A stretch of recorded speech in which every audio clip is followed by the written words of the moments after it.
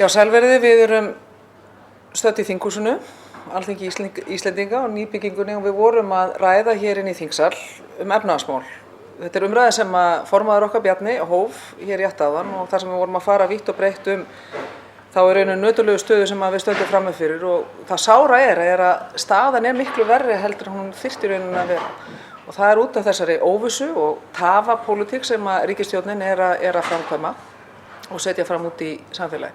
En það sem að við höfum mestar áhyggjur af núna, að það eru skattastefna ríkisstjórnarinnar, það hvernig hún að taka á skuldavanda heimilanna og síðast en ekki síst út af atvinnumálum. Og það hægt að fara mjög auðveldlega yfir það hvernig skattastefnu ríkisstjórnin að framkvæma. Og ég held að í rauninni það skipti ekki máli hvort það hefði verið hér hrun eða ekki. Það alveg deginum ljósara að mínum mati að þessi ríkisstjórn, þessi vinstri stjórn, þessi gargandi vinstri stjórn, hún hefði alltaf farið út í skattahækkanir. Það þeim í blóðbórið og ég verið að reyna að segja að þetta svona ákveðin roði í austri sem við erum núna að upplifa á þessum síðustu dögum og vikum.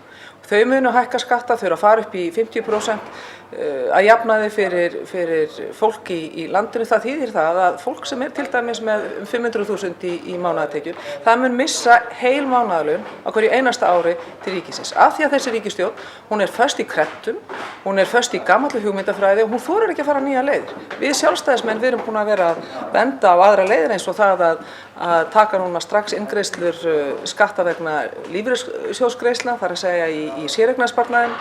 Við höfum verið að benda á ýmsar aðrar leiðir.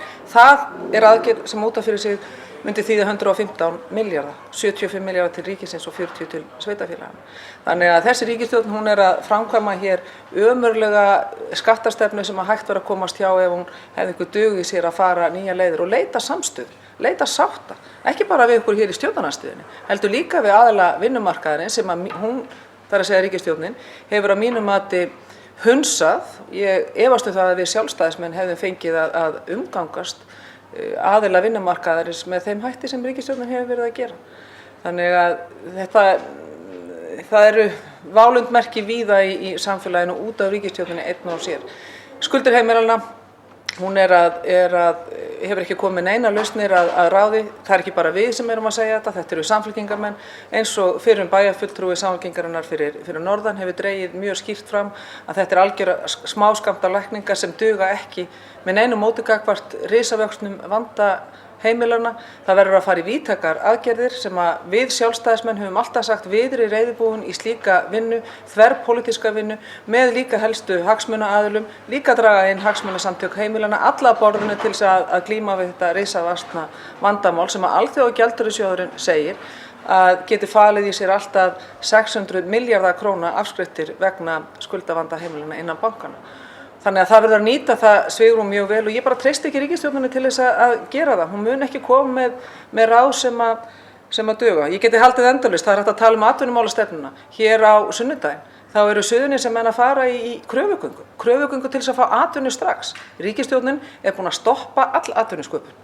Ekki bara á Suðurnesjunum heldur víða land með einhverjum geðþótta ákvörðunum. Það verið að fara einhverjar fjallabaksleiðir í kringum lögin. Það verið að koma í veg fyrir það að fólki geti bjargað sér sjálft og svo leyfir sér þetta fólk að tala um það að hér sé að verða annaðhvort álver eða dauði. Það enginn að tala þannig. Það verið að tala að skapa hér fjölbreytta atvinnustefnu. Álverið hluti af því, það vitum við Hafnfirðingar, álverið í Straumsvík hefur skilað beinum og óbeinum störfum í yfir 40 ár til Hafnarfjarðar. Það verður að veita fólkinu svigrúm og tækifæri til þess að koma hérna upp verðmætasköpun. Ríkisstjórnin, hún að draga lappirnar í þessu og það vont. Við munum halda áfram að veita ríkisstjórninni aðhald eins og við höfum gert fram til þessa. Við höfum komið með tillögur, við höfum komið með málefnalega gagnrýni en núna komin tími til þess að ríkisstjórnin fara að hlusta og síðan að framkvæma.